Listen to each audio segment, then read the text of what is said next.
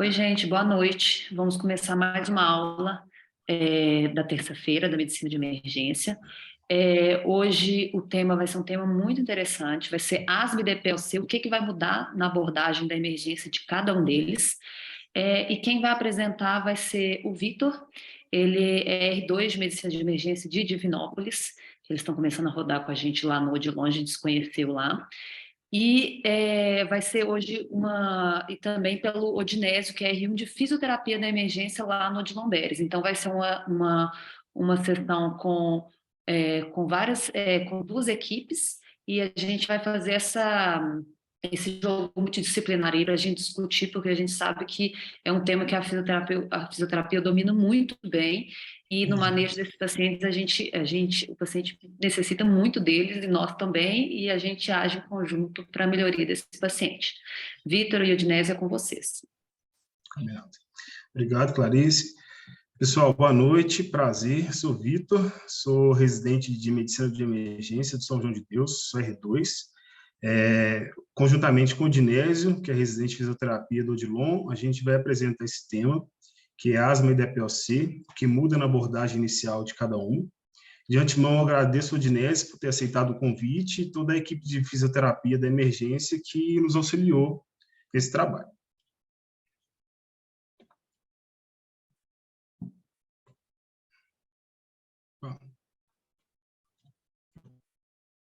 Tá passando aí ou não? Não passou não, Vitor? Não.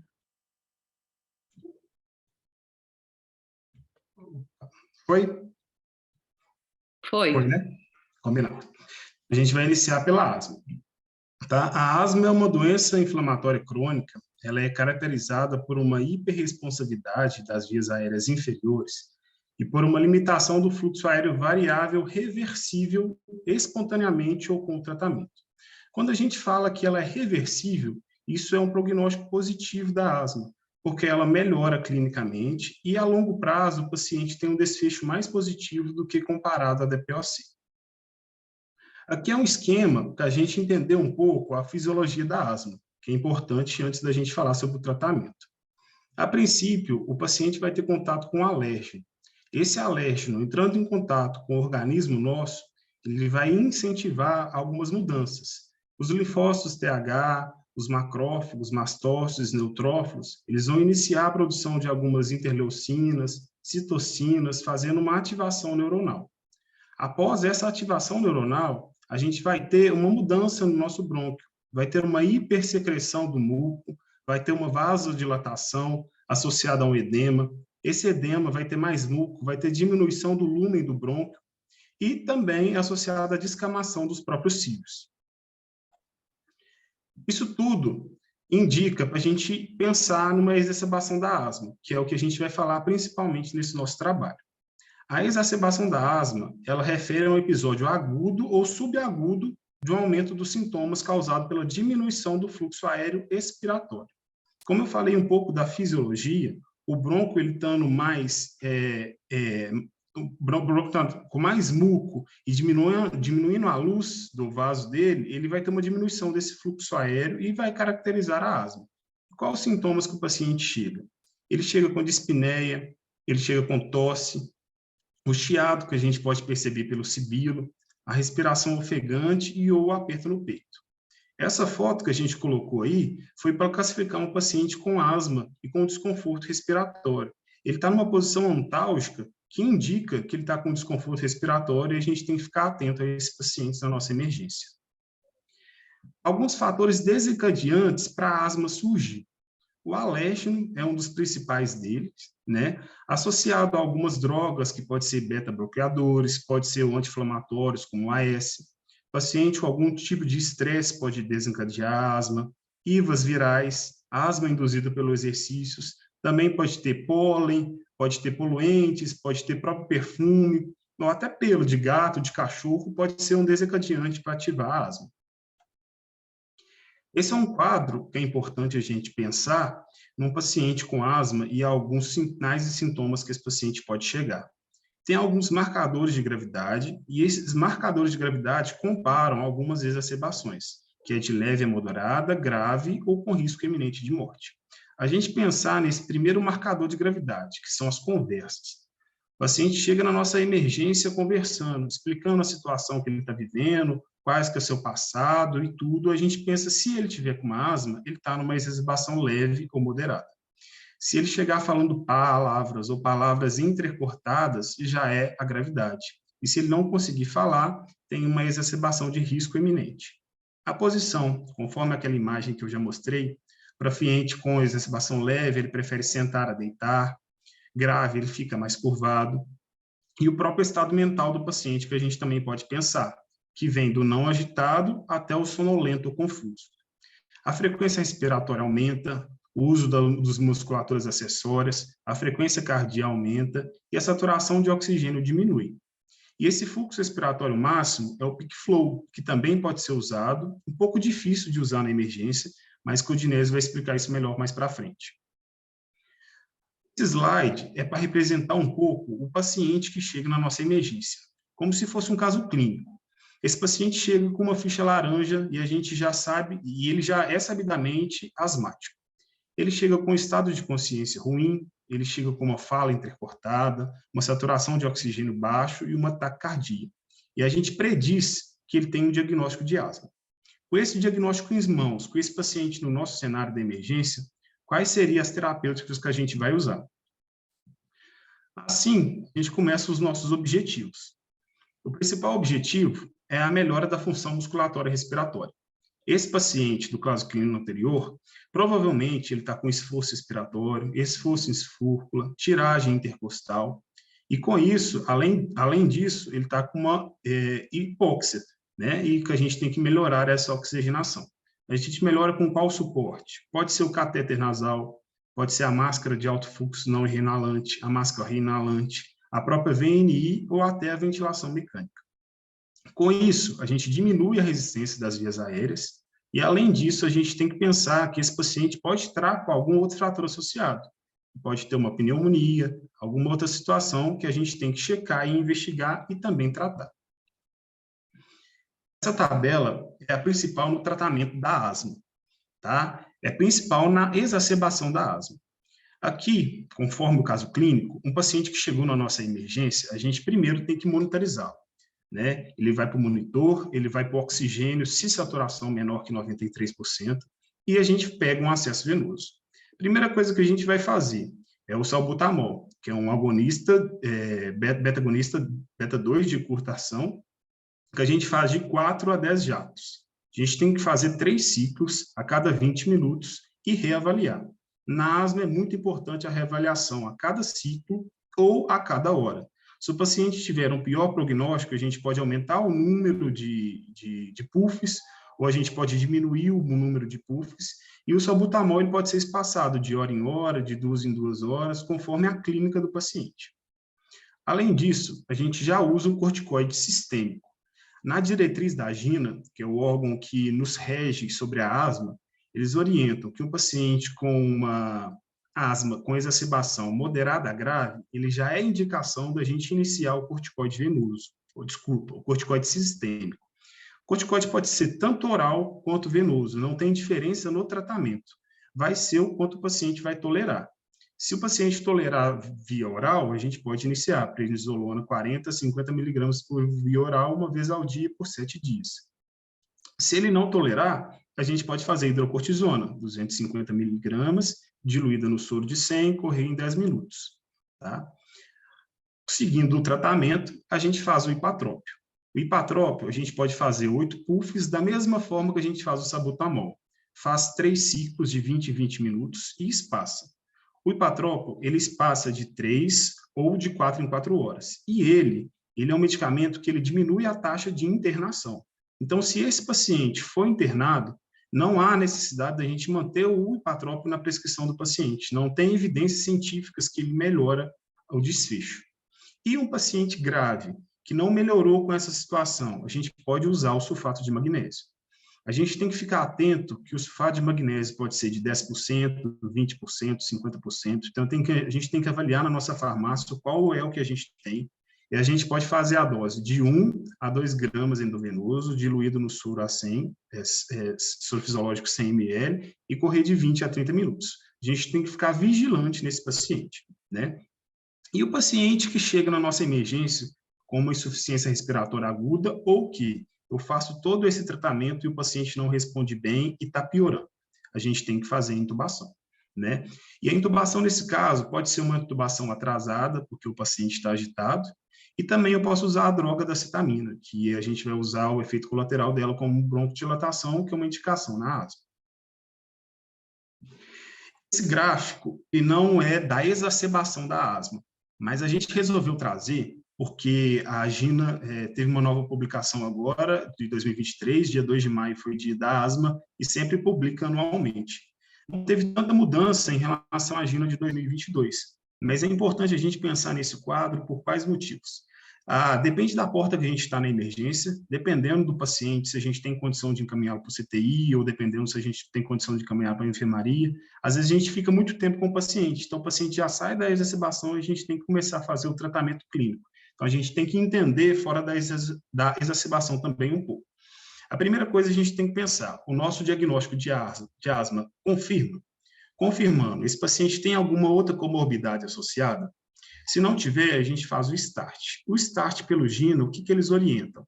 Ele é preferível a gente fazer todo o STEP com o formoterol, que é o SAMA, que é o B2 de longa duração, né? Ele é preferível ao sabutamol. Então, a gente pensa o seguinte, na nossa realidade, a gente sempre está usando o sabutamol porque é o que o SUS nos fornece, né? Mas só que o que a Gina orienta é a gente usar o formoterol, que é o beta-2 de longa duração, que tem um tratamento mais evidente. Desde o Gina de 2019, eles já associam corticoide inalatório. Então, antes, a gente só fazia salbutamol e não fazia corticoide inalatório. Mas hoje é indicado, porque o corticoide inalatório diminui a taxa de reincidência, diminui a taxa de exacerbação. Então, o paciente que já saiu da emergência, da exacerbação, a gente pode usar o corticoide inalatório associado ao formoterol, se a gente tiver. Se caso não tiver, usa a alternativa, que é o gráfico de baixo, e a gente pode usar o salbutamol associado a outro corticoide. O que a gente pode perceber também é esses steps. Na asma sempre tem um step, tanto para cima quanto para baixo. Então, a gente vai reavaliar o paciente ao longo da sua admissão na emergência, se esse paciente pode aumentar a dose dos medicamentos ou pode diminuir. Aqui é só como orientação, porque às vezes também da nossa própria emergência a gente dá alta no paciente, né? Então a gente tem que orientá-lo como ele vai usar esse sabutamol, como ele vai usar o espessador, qual que é a forma que ele aplica, como que ele agita. Então, uma orientação que deve ser feita para o paciente. A segunda doença que a gente vai falar um pouco é o DPOC. O DPOC é definida como uma síndrome caracterizada por uma obstrução crônica e de caráter irreversível, com destruição progressiva do parênquima pulmonar. Então, diferente da asma, que é reversível, o DPOC é irreversível. E essa destruição ela é progressiva. Então, o que nos mostra? Que um paciente com DPOC, e ele não tendo um tratamento efetivo, cada vez mais ele piora e ele vai ter um desfecho ruim. Pode até necessitar fazer uso de O2 domiciliar em um paciente com pior prognóstico. Aqui são alguns fatores de risco que é importante a gente salientar. Um dos principais é o tabagismo. Outro é a predisposição genética, um paciente que tem uma deficiência da alfa-1 antitripsina, ele vai ter um enfisema importante, a maioria das vezes vai ter uma enfisema de membros de... o problema do parênquima dele vai ser mais inferior, diferente do tabagista, que vai ter um problema de parênquima mais superior. E, além disso, pensar no baixo nível socioeconômico. Pacientes que têm DPOC, pela própria conjuntura, às vezes, pela vulnerabilidade, eles são mais susceptíveis ao tabagismo, têm mais contato a essa situação e têm um desfecho pior. Aqui é uma tabela da GOLD de 2023, saiu recentemente também. A GOLD é o órgão também que estuda o DPOC e ele faz a publicação anual, igual a Gina é pela asma. Aqui são algumas indicações clínicas de um paciente com DPOC. Ele tem uma dispneia importante, ela é progressiva ao longo do tempo, né? E também ela pode ser induzida pelo exercício e ela é persistente. Além disso, tem um chiado, tem uma tosse crônica, né? Tem uma inflamação do trato respiratório e há próprios riscos das outras doenças, como o tabaco, como a exposição a álcool, com a própria exposição ocupacional desse paciente estiver trabalhando, ou até os fatores genéticos dele. Aqui são algumas causas. O paciente que chega na nossa emergência com uma tosse crônica, a gente tem que pensar várias situações, né? Pode ser intratorácica, pode ser asma, pode ser tuberculose, bronquiectasias, como também pode ser extratorácica, né? Alguma medicação, refluxo, pode ser uma rinite alérgica. A gente sempre tem que fazer o diagnóstico diferencial. Aqui é a patogenia da DPOC. A patogenia, o paciente vai ter contato com partículas e gases nocivos. O paciente tendo esse contato, ele vai fazer uma inflamação. Essa inflamação vai começar a recrutar algumas partículas do nosso corpo, como macrófagos também, linfócitos, TH2, e eles vão começar a fazer um estresse oxidativo, e além disso, proteinases. Isso vai estimular a produção de antioxidantes, antiproteinases, e vai induzir a nossa patologia da DPOC. Isso vai aumentar, com essa patologia, vai aumentar a hiperinsuflação pulmonar, vai ter um recrutamento mais de gases, um aprisionamento mais de gases, né? E uma produção mais de muco. Na fisiopatologia, como eu já disse, o que vai acontecer? Com esse aprisionamento de gás, com essa produção mais de muco, o paciente vai ter uma limitação do fluxo aéreo, pela própria provocação da diminuição do lume pelo estreitamento. Com isso, vai ter as suas anormalidades, que é a bronquite, a bronquiolite, alguns alvéolos que vai ter o efizema, que é a destruição do parênquima, e esse paciente tem o pior prognóstico, que é porque a obstrução ela é persistente. Algumas causas que a gente tem que pensar no paciente como diagnóstico diferencial, ou também com um paciente que já está exacerbado pelo DPOC na nossa emergência e tem algum fator coexistente. Algum deles, que são as infecções. Esse paciente pode ter uma pneumonia associada, a gente tem que tratar. Esse paciente pode ter uma pneumotórax associada ao DPOC, ou ser um pneumotórax que a gente imaginou que era um DPOC prévio. Um TEP que a gente tem que investigar. As causas não respiratórias, drogas, a insuficiência cardíaca congestiva descompensada, que a princípio a gente pode imaginar também, e a própria ansiedade. E o diagnóstico, então, do DPOC? Por mais que eu trouxe naquele quadro lá as indicações clínicas, o paciente pode chegar na nossa emergência com dispneia, tosse e produção de escarro, o diagnóstico da DPOC ele é através da espirometria. Então, eu preciso da presença do VF1 pós-broncodilatador sob CVF menor que 0,7. Ele é obrigatório para estabelecer esse diagnóstico de DPOC.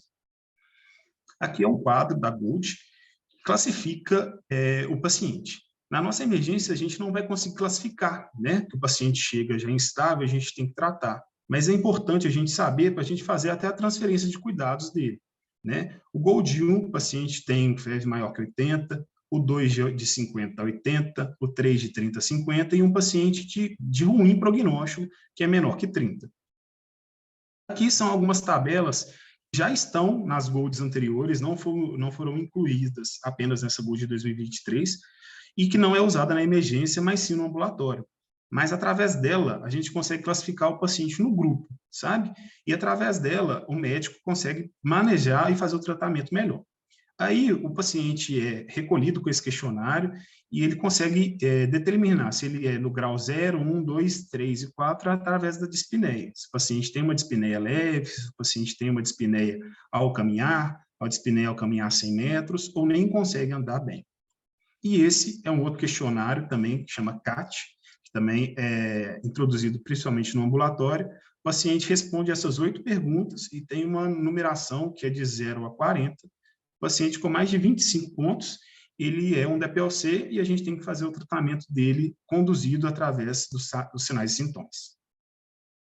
Essa é a nova tabela atualizada, tabela recente agora da Gold 2023, que classifica os grupos. Antigamente, eram divididos em 4 grupos. Antigamente, eu falo ano passado. Hoje, nesse ano agora, são 3. O grupo A, o grupo B e o grupo E. Antes era C e D. O C e D se uniram e fizeram o E. O E é o grupo da exacerbação. Então, o E é o grupo que a gente vai atender na nossa emergência.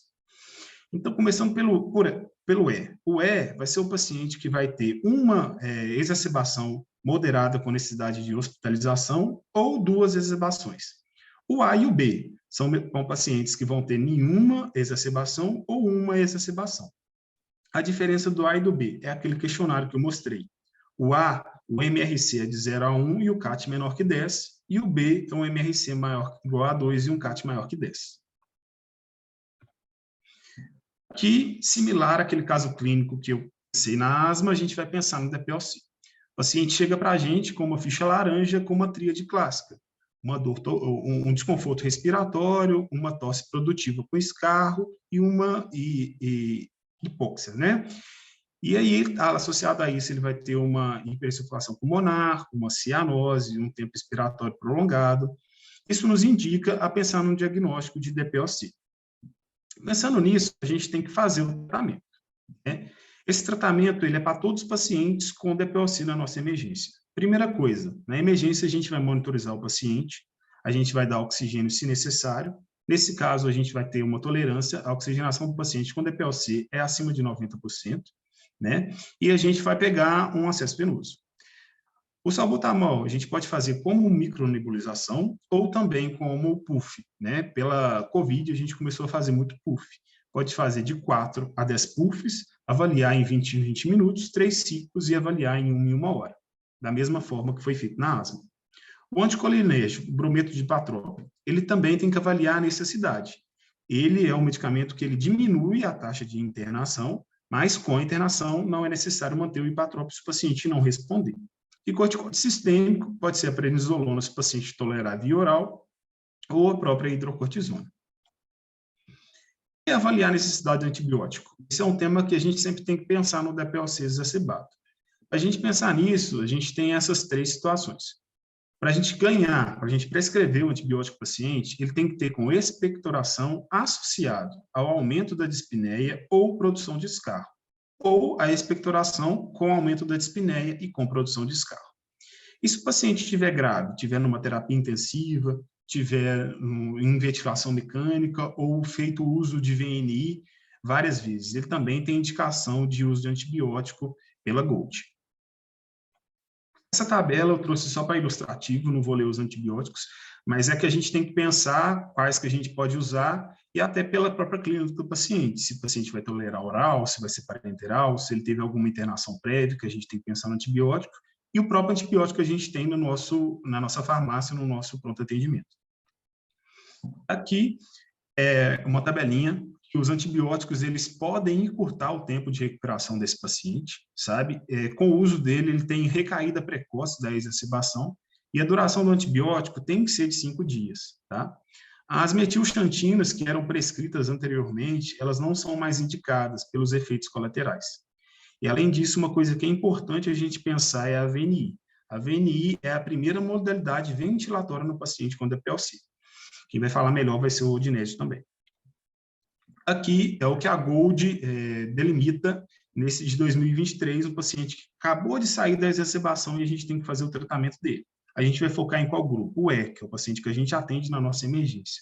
Tá? O paciente de grupo A e o grupo B, o A vai responder ao broncodilatador sozinho, que pode ser o salbutamol, e o B, ele também responde ao broncodilatador, mas tem que ser 2 classes. E aí vai ser o LABA, que é o formoterol, o beta-2 agonista de longa duração, associado ao LAMA, que é o tiotropo, que é o anticolinérgico de longa duração também. E o paciente do grupo E? O paciente do grupo E recebe o LABA mais o LAMA, mas se ele tiver mais de 300 eosinófilos, é indicado o corticoide inalatório para ele.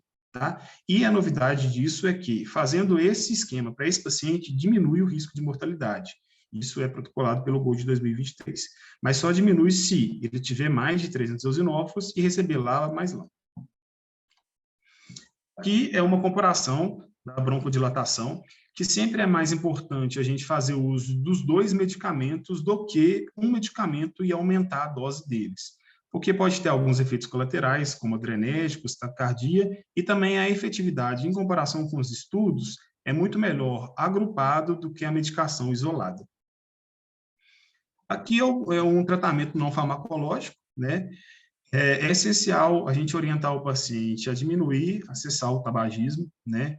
A fazer o uso de atividade física e também as vacinações. Vacinação de gripe, vacinação de pneumococo, a própria coqueluche e a Covid-19, né? E o paciente do grupo E, que é o nosso paciente, fazer a reabilitação pulmonar, que pode ser iniciada na própria emergência com a equipe de físio e depois domiciliar. E aqui é uma situação nova também, a gente pode falar, que às vezes dá muita dúvida na gente tratar durante a emergência, é um paciente com asma e DPOC associado. Isso existe. A gente chama de ACO. ACO é um termo associado para descrever pacientes que apresentam as duas características clínicas, tanto de DPOC quanto de asma. A ACO afeta mais comumente adultos, maiores de 40 anos, a prevalência é de 9% a 55%, e para pacientes com características clínicas de asma e DPOC, o tratamento inicial deve ser o da asma. Tá? E pacientes com esse grupo, com essa sobreposição, eles têm os piores desfechos comparado com o paciente só com asma ou paciente com só DPOC. A gente encontrando esse paciente, a gente, do mesmo jeito que os outros, a gente tem que triá-lo, a gente tem que pedir registro de história, gasometria, e a partir da clínica e da condução que a gente perceber, a gente vai conseguir fazer um desfecho melhor. A partir de agora, a gente vai deixar com o Dinésio, com a equipe multi de fisioterapia, vai melhorar mais, vai estratificar mais a questão do DPOC e da asma pela equipe de físio.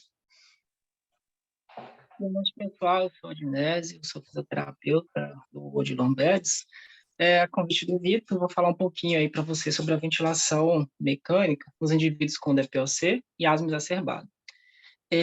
A ventilação mecânica, para a gente adentrar no tema, ela substitui aí total ou parcialmente essa ventilação espontânea. E através de uma pressão positiva, a gente consegue propiciar melhora nas trocas gasosas, diminuição do trabalho respiratório. E a gente pode fornecer essa ventilação aí, tanto de forma invasiva, quanto de forma não invasiva. Aqui, só a título de curiosidade, eu trouxe algumas interfaces que podem ser utilizadas durante a AVNI nos indivíduos, mais comumente utilizados nos pacientes asmáticos e DPOC, a gente preconiza mais o uso da máscara nasal ou oronasal. Falando um pouco, então, o que é mais interessante nessa aula, é a gente falar, então, sobre o suporte ventilatório. Quando indicar o suporte ventilatório, a equipe precisa estar ciente e entender os momentos certos para a indicação. Preciso saber também, a equipe precisa saber qual modalidade de suporte ventilatório utilizar em pacientes com DPOC ou asma agudizada, invasiva ou não invasiva. Tão importante quanto saber as indicações, é a gente saber também as contraindicações. E, assim, eu sempre vou evitar a utilização da AVNI nos pacientes em geral, um paciente que necessita aí de uma intubação de emergência, um paciente com parada cardíaca ou respiratória, e de forma relativa, onde eu vou pesar o risco-benefício, eu vou levar em consideração aí pacientes com incapacidade de cooperar, proteger as vias aéreas, um paciente com muita secreção, um paciente aí com falências orgânicas não respiratórias, paciente com cirurgia facial, neurológica, trauma, deformidade facial, um alto risco de aspiração, obstrução de vias aéreas, além do rebaixamento de nível de consciência, exceto em pacientes com rebaixamento relacionado a uma acidose hipercápnica nos pacientes em DPOC, que isso aqui não é uma contraindicação, e sim uma indicação. Vou falar mais à frente aí um pouquinho sobre. Falando então especificamente aí do uso da AVNI na asma, na exacerbação da asma, o uso ainda é controverso. Apesar de termos aí revisões sistemáticas registradas na literatura, a gente tem essa controvérsia, pois os estudos que foram incluídos nessas revisões pecam em rigor científico. Essa revisão da Cochrane, ela trouxe para a gente, então, nesses 5 estudos, 3 desses brasileiros, eles identificaram que os pacientes que utilizaram da AVNI, antes da gente continuar, cabe informar aqui, relatar, que o uso da AVNI ela não substitui a terapia medicamentosa, ela que vem para auxiliar no tratamento desses indivíduos, caso a equipe venha decidir a utilização. Nesse estudo aqui da Cochrane, eles identificaram, então, que os pacientes que fizeram uso da AVNI e a terapia medicamentosa, eles viram, então, diminuição nas hospitalizações, nas taxas de hospitalizações, elevação no número de pacientes que receberam um alto departamento de emergência, direto para casa e até mesmo para uma enfermaria, melhora da frequência respiratória e melhora também da função pulmonar, isso avaliado pelo VFV1, volume expiratório forçado no primeiro segundo. Então, essa revisão trouxe esses dados interessantes, e se a minha equipe ela tem um conhecimento da utilização da EVNI, e eu decidi, e a equipe, em comum acordo, decidir usar, há um certo respaldo científico na utilização. E, utilizando, eu devo estar atento aí aos sinais de sucesso ou fracasso da terapia, caso a decisão seja essa. A literatura traz para a gente também os parâmetros que podem ser utilizados durante a ventilação não invasiva nessa agudização de asma. A literatura traz também aqui para a gente que o modo mais utilizado, os melhores artigos e evidências, mostra a utilização do modo de 2 níveis, Believe, ou também conhecido como BiPAP. E os parâmetros que eu vou programar inicialmente naquele paciente é um IPAP de 8 a 15 centímetros de água, IPAP, pressão inspiratória positiva, uma EPAP, pressão expiratória positiva, de 3 a 5 centímetros de água. E essas duas imagens aqui, elas vêm para ilustrar um pouquinho essa diferença entre BiPAP e CPAP. O BiPAP, que é o modo de 2 níveis, é a segunda imagem, onde a gente vê nessa linha vermelha 2 momentos. O momento mais inferior da linha vermelha é um momento inspiratório, é um momento expiratório, e a curva mais em cima, mais côncava, é o momento expiratório. E a gente consegue colocar pressões diferentes, uma pressão na ins e outra pressão na ex, diferentes durante o ciclo respiratório. Já no modo CPAP, com um modo de pressão, que é na primeira imagem, a gente vê que durante um ciclo respiratório, a pressão ela é constante nas vias aéreas. Então, é uma pressão durante o ciclo. No BiPAP, a gente tem 2 pressões durante aquele ciclo respiratório. E referente ao peak flow, que a gente falou mais inicialmente, ele pode ser utilizado antes do início do tratamento, desde que ele não atrase indevidamente o tratamento. E se eu decidir utilizar, eu tenho esse respaldo científico, mas geralmente é mais utilizado aí após o primeiro momento mais crítico. E o peak flow, após esse momento mais crítico, ele deve ser usado aí 1 hora após o tratamento e depois em intervalos regulares. O peak flow, que é esse aparelho que é retratado na imagem, que é o pico de fluxo respiratório, através dele a gente consegue guiar o tratamento daquele paciente. Se um paciente ele realiza o peak flow após esse momento mais crítico, 1 hora depois, e ele vem com um valor maior ou igual a 50%, mas menor que 70% do esforço previsto, ou do melhor esforço que ele conseguir, a gente pode identificar esse paciente como um respondedor que não teve uma resposta incompleta ao tratamento. Se ele apresentar valores menor que 50% do previsto, ou melhor que ele consegue, a gente coloca esse paciente como uma má resposta ao tratamento. E se ele apresentar valores menor que 25% do previsto, ou do melhor dele, a gente pode caracterizar esse paciente com uma iminente insuficiência respiratória. E, nesse momento, a equipe ela já precisa estar pensando numa possível intubação. E agora, sobre a ventilação na DPOC, aqui a gente tem o maior número de evidências. E as indicações, a Gold trouxe esse ano para a gente aí, que se um paciente ele chega no nosso centro de emergência apresentando ao menos um desses seguintes dados aqui, ele já é um candidato à ventilação não invasiva. O paciente que chega aí com acidose respiratória, com a PaCO2 maior ou igual a 45, e um pH arterial menor que 7,35, ele é um candidato, além de um paciente com dispneia, com esses sinais clínicos sugestivos de fadiga, um aumento do trabalho respiratório, movimentos paradoxal do abdômen, e também um paciente com hipoxemia, mesmo com a suplementação de oxigênio, esse paciente ele é um candidato à ventilação não invasiva. Antes de falar da ventilação não invasiva, cabe a gente falar um pouco sobre a suplementação de oxigênio, principalmente nesses indivíduos. Pode passar, Vitor. A Gold, lá em 2021, 2022, eles trouxeram para a gente que o paciente, parâmetros ideais para esses indivíduos são valores aí de 88% a 92% de saturação. E a hipoxemia é caracterizada nesses indivíduos com valores menor que 88%.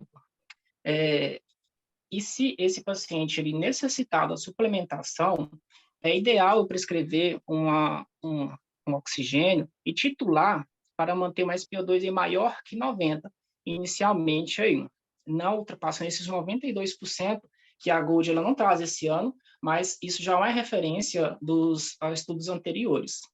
E quando eu falo, então, dessa terapia com oxigênio, esse detalhe importante, é um ponto importante aqui, pois esses pacientes aí DPOC, quando crônicos, a sua zona quimiosensível, o centro respiratório, ela é estimulada pela hipoxemia, não mais pelo aumento da PaCO2. Daí a importância dessa titulação de oxigênio para esses indivíduos.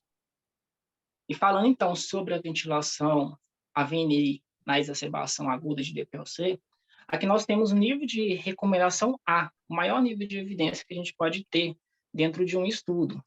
E a VNI, ela é recomendada, então, no tratamento da DPOC agudizada, e a gente pode buscar nisso uma diminuição aí da necessidade de intubação, do tempo de internação hospitalar e também da mortalidade.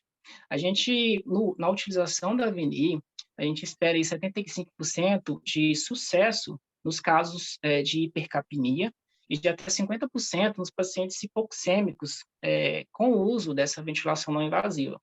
E o que eu falei lá atrás sobre o rebaixamento de nível de consciência não ser uma contraindicação no DPOC, aqui eu reforço.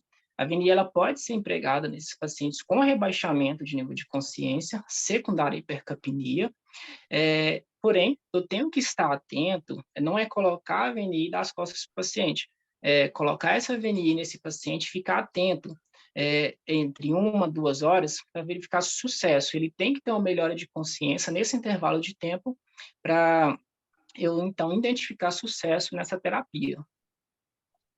E no UpToDate, que a gente utiliza bastante na prática clínica, ele traz esses parâmetros que nós podemos programar esse ventilador para iniciar essa ventilação não invasiva nesses indivíduos.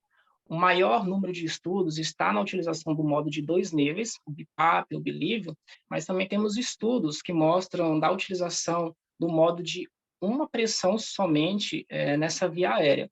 Então, eu posso usar tanto o Bilívio quanto o CPAP. A preferência é no Bilívio, e se eu utilizar o Bilívio, o BiPAP, eu vou utilizar um IPAP inicialmente de 8 a 12 centímetros de água, um EPAP de 3 a 5 centímetros de água, e um CPAP, se esse for minha escolha, de 5 a 8 centímetros de água.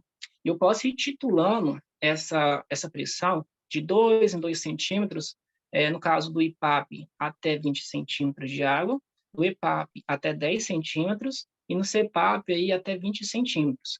Detalhe importante, tanto no IPAP, que é a pressão expiratória positiva, e no CPAP, que é a pressão positiva nas vias aéreas, eu tenho que estar atento aí que, ao aumentar esse EPAP ou CPAP, eu não posso verificar diminuição do volume corrente. Se acontecer, esse paciente não está sendo respondedor a esse incremento de pressões. Eu tenho que estar atento, coloquei essa VNI, eu preciso muito estar atento, não posso dar as costas para esse paciente.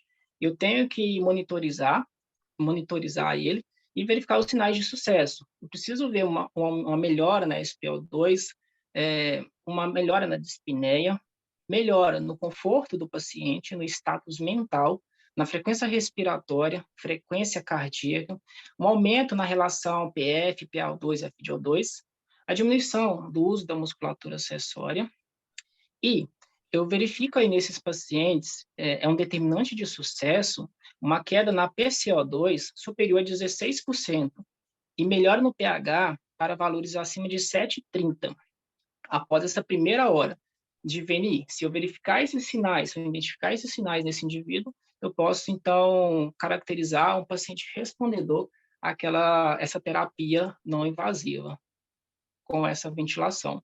Os benefícios da ventilação não invasiva são inúmeros. Dentre eles aí, a gente tem aí a diminuição da necessidade de intubação e possíveis reintubação, a gente consegue diminuir as taxas de infecções nosocomiais, o tempo de internação desses indivíduos, diminuir os custos para o hospital, isso é maravilhoso, e para o paciente, a gente consegue aí diminuir a mortalidade. Aqui, a terapia por ventilação não invasiva não substitui também a terapia medicamentosa, caso o paciente venha necessitar, ela vem, então, para complementar essa terapia. Alguns pacientes, eles vão precisar da intubação, e antes da intubação, caso esse paciente, antes da decisão da intubação, a equipe, ela precisa estar alinhada à seguinte questão: algumas perguntas devem ser feitas antes da intubação. A primeira pergunta que a equipe médica, a equipe multi tem que se fazer é: a falha na manutenção ou proteção das vias aéreas? Se sim, a indicação é intubação. Se não, outra pergunta deve ser feita: a falha de oxigenação ou ventilação? Se sim, outra pergunta: esse paciente é candidato à ventilação não invasiva? Se sim, eu coloco na VNI, observo, e se ele teve sucesso, a gente continua observando. Não teve sucesso, a indicação é intubação. Se esse paciente não é candidato à ventilação não invasiva e você já respondeu as duas perguntas, uma terceira deve ser feita: o curso clínico previsto requer intubação? Se a pergunta for positiva, a indicação é intubação. Se não, a indicação é observar esse paciente e discutir quais são as próximas etapas desse tratamento. A equipe decidiu intubação, o médico realizou a intubação, eu preciso colocar os parâmetros naquele ventilador. A literatura traz para a gente os dois principais modos mais básicos de utilização, é o modo VCV e o modo PCV. A literatura não mostra diferença na ventilação, tanto em VCV quanto em PCV, na asma, no DPLC. O que mais vai mandar aqui é a expertise daquela equipe no manejo daquele modo. Já no volume corrente, é preconizado de 6 a 8 ml quilo peso predito no DPLC e 6 ml quilo peso predito no asmático, isso inicialmente. Frequência respiratória, fluxo, tempo inspiratório, a gente precisa buscar frequência respiratória e tempo inspiratório menores e um fluxo mais alto para a gente favorecer, então, para ter um tempo inspiratório menor e favorecer o tempo expiratório. A gente precisa, então, favorecer esse tempo expiratório para a gente alcançar, no mínimo, 3 constantes de tempo. Então, com 3 constantes de tempo expiratório, a gente consegue esvaziar 95% daquele ar, daquele volume que entrou. Então, a gente pode ventilar o paciente de 1 para 3, 1 para 4, vai depender da clínica daquele indivíduo. Esses parâmetros, frequência, fluxo e tempo inspiratório, a gente consegue regular e consegue buscar esses valores. A FiO2, inicialmente no DPLC, a gente é preconizado aí, inicialmente de 92% a 95%, e no asmático é acima de 92%. Já a PIP, de 5 a 10 no DPLC, é de 3 a 5 no paciente asmático. Então, coloquei o paciente no ventilador, coloquei os parâmetros iniciais. Eu preciso estar de olho e atento à mecânica respiratória desse indivíduo. Obviamente, num momento mais crítico, numa crise mesmo de asma desse indivíduo, pressões e valores mais altos a gente pode encontrar, mas eu preciso buscar uma pressão de pico menor que 50 centímetros de água, buscar pressões de platô menor que 35, uma auto-PIP aí é aceitável de 10 a 15 centímetros de água, uma resistência eu preciso buscar valores menor que 20 centímetros litro por segundo. Aqui, a pressão de platô e auto-PIP, ela apresenta melhor correlação com a hiperinsuflação. Daí essa importância de buscar esses valores. E a PIP aqui, a PIP externa, ela pode ser usada como estratégia de redução dessa hiperinsuflação alveolar, e ao se aumentar essa PIP, então, na estratégia de aumento desse volume respiratório, é recomendado, então, eu usar o modo PCV no paciente asmático, ficar atento a drive pressure menor que 15, E dessa forma, eu vou aumentando essa PIP externa até 50% dessa auto-PIP. Essa auto-PIP a gente consegue pegar ela no ventilador, além de todos os outros dados, a gente tem todas essas informações no ventilador.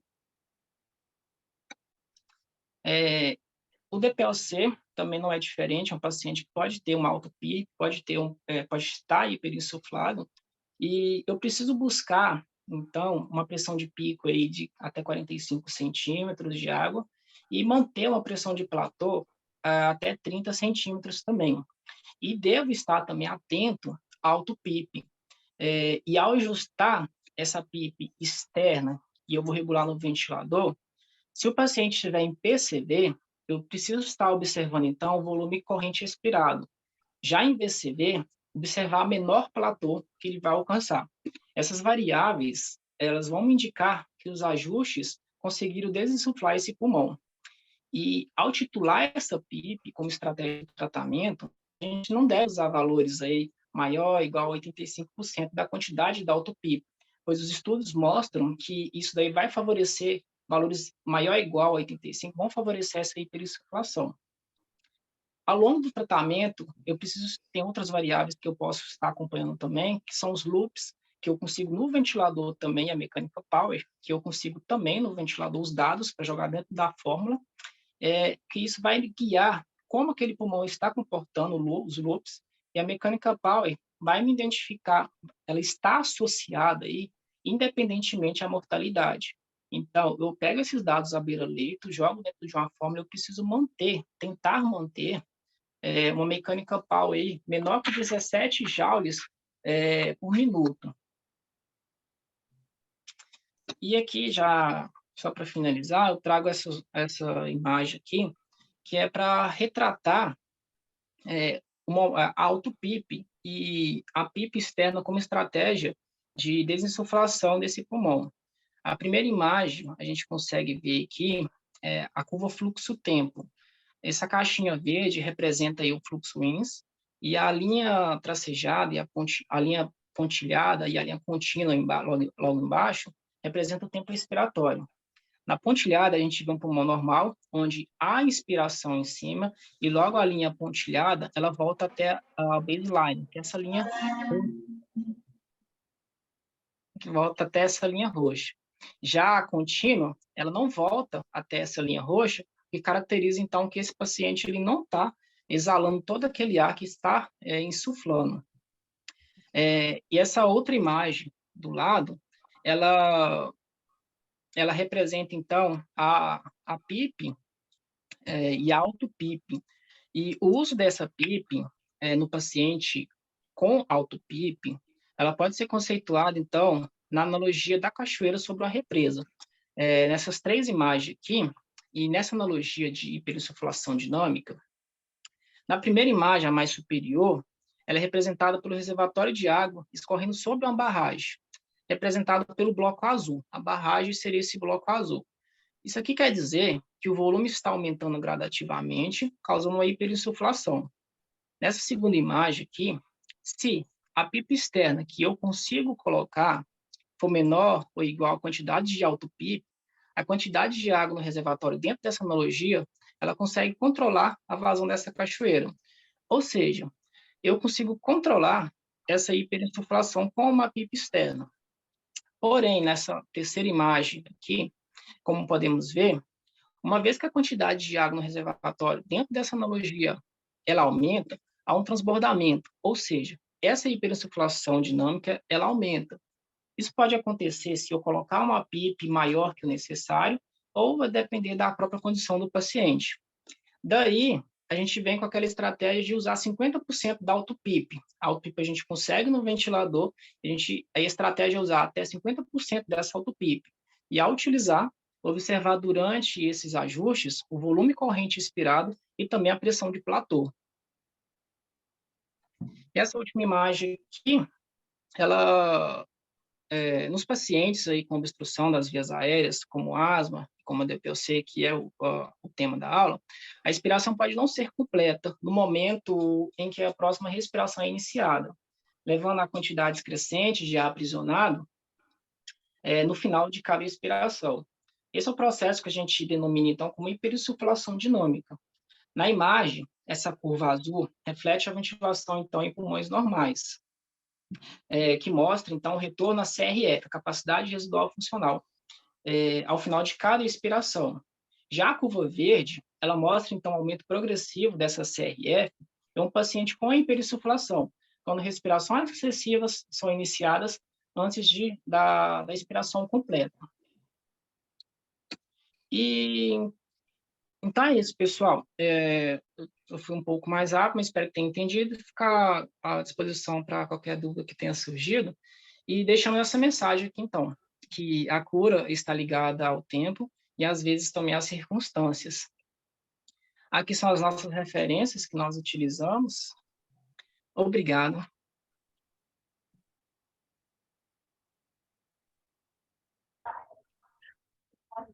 Primeiro, eu queria agradecer o Vitor e o Odinese por terem topado fazer essa aula, esse tema, eu acho bem difícil.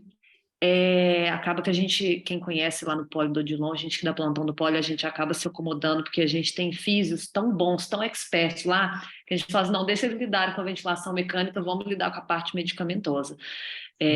A gente tem esse luxo de ter essa equipe maravilhosa de físio lá com a gente.